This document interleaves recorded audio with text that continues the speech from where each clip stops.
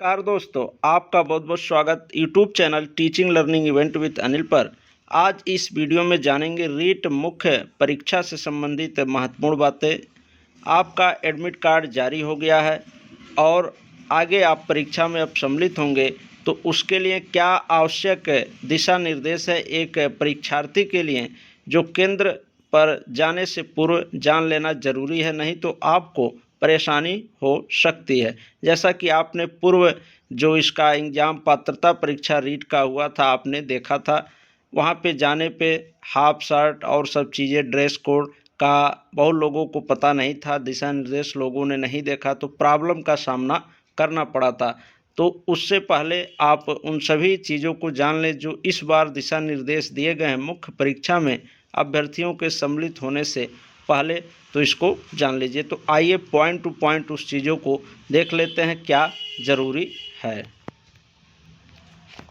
पहला पॉइंट यहाँ पर आपका दिया है, परीक्षा प्रारंभ होने के निर्धारित समय से 1 घंटा पहले तक परीक्षा केंद्र में परीक्षार्थियों को प्रवेश की अनुमति होगी।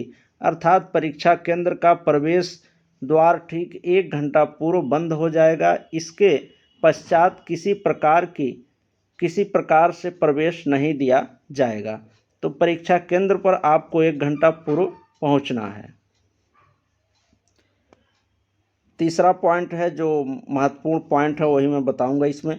परीक्षार्थी ई प्रवेश पत्र की प्रविष्टियों को ध्यानपूर्वक देख लें। यदि इनके बारे में कोई आपत्ति हो तो परीक्षा के पश्चात निर्धारित समय अवधि में एसएसओ के माध्यम से ऑनलाइन ही स्वयं के स्तर पर सुधार कर लें। किसी भी स्थिति में ऑफलाइन संशोधन स्वीकार नहीं होगा।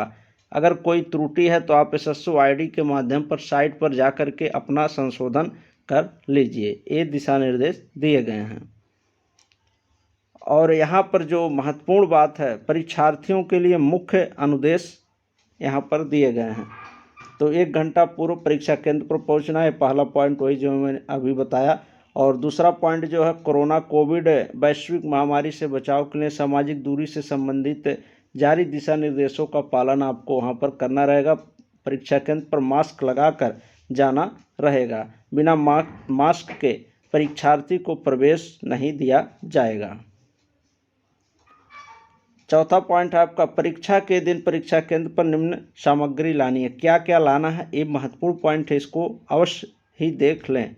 ई admit card 2.5 centimetre into 2.5 centimetre size का नवीनतम रंगीन फोटो प्रत्येक परीक्षा प्रश्न पत्र के लिए पृथक पृथक लाना होगा।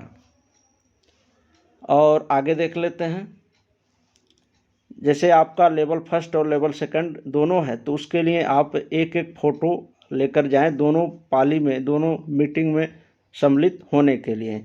और नीले रंग की स्याही का पारदर्शी बॉल पेन, पहचान हेतु एक अतिरिक्त फ़ोटो आईडी पहचान पत्र भी आपको लाना रहेगा, जैसे मतदाता पहचान पत्र और Aadhaar card, PAN card, passport size का पासपोर्ट जो होता है, ड्राइवरी लाइसेंस आदि से कोई एक इसमें से होना चाहिए। ओरिजिनल इसकी छाया प्रति मान्य नहीं होगी।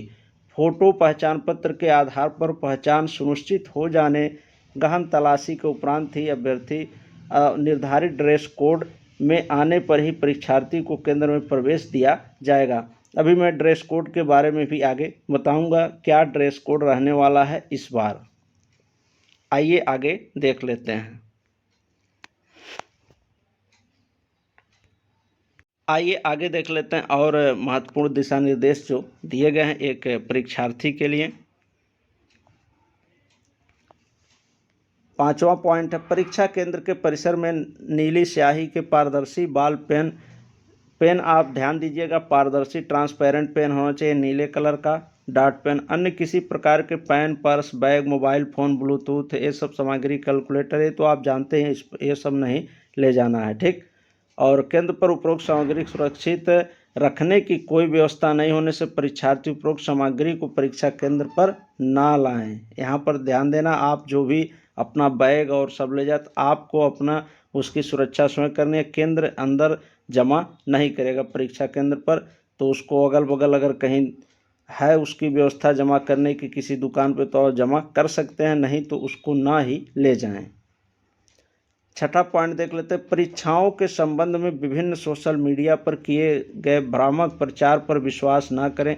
परीक्षार्थी द्वारा किसी अनुचित साधनों का उपयोग एवं अनियमित गतिविधियों में संलिप्तता पाई जाती है तो उसको सार्वजनिक परीक्षा से बाहर कर दिया जाएगा। ये सब दंडात्मक कार्रवाई की जाएगी, ये सब दिया गया। अब आइए जो सबसे महत्वपूर्ण चीज़ है ड्रेस कोड। ड्रेस कोड क्या रहने वाला इस बार उसको देख लेते हैं। आइए देख लेते हैं ड्रेस कोड को लेकर के क्या सूचना दी गई है कर्मचारी चयन बोर्ड जयपुर के द्वारा जो आपकी परीक्षा आयोजित करवा रहा है।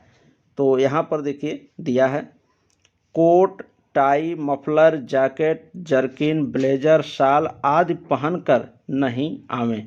परीक्षार्थी शर्ट बिना जेब वाली गर्म जैसे स्वेटर, इनमें बड़े बटन नहीं लगे हों, पहनकर आवें। ठीक, यहाँ पर बताया गया है कि आप एक कोट, टाई, मफलर, जैकेट ये सब नहीं पहन सकते हैं। परीक्षार्थी जो हैं शर्ट जो बिना बटन की हो, बिना जेब हो, उसमें जेब ना हो, ठीक, ऐसे शर्ट पहनकर आना है। तो इससे अच्छा आप टी शर्ट पहन कर जाएँ जिसमें शर्ट में बटन तो रहेगा ही।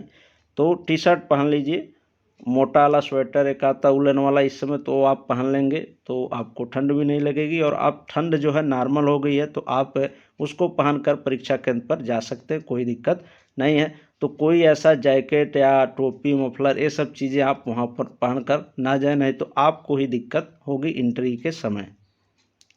शर्ट में किसी तरह का बैज आदि नहीं लगा हो या ऐसे कपड़े जिसमें आपत्तिजनक सामग्री आदि छुपाए जाने की संभावना हो, पहनकर नहीं आवें। ठीक, ये सब पहनकर नहीं जाना जिसमें आपत्तिजनक सामग्री आदि छुपाए जाने की सुविधा हो, कई जेब हों, ऐसे चीज़ों को पहनकर नहीं जाना है। और महिलाओं के लिए विशेष जो दिशा निर्देश हैं ड्रेस कोड से संबंधित देख लेते हैं। महिलाएं अपने बालों में रबड़ बैंड या साधारण किस्म की हेयर पिन लगाकर आ सकती हैं। समस्त परीक्षार्थी मास्क भी आवश्यक रूप से पहनकर आएँ।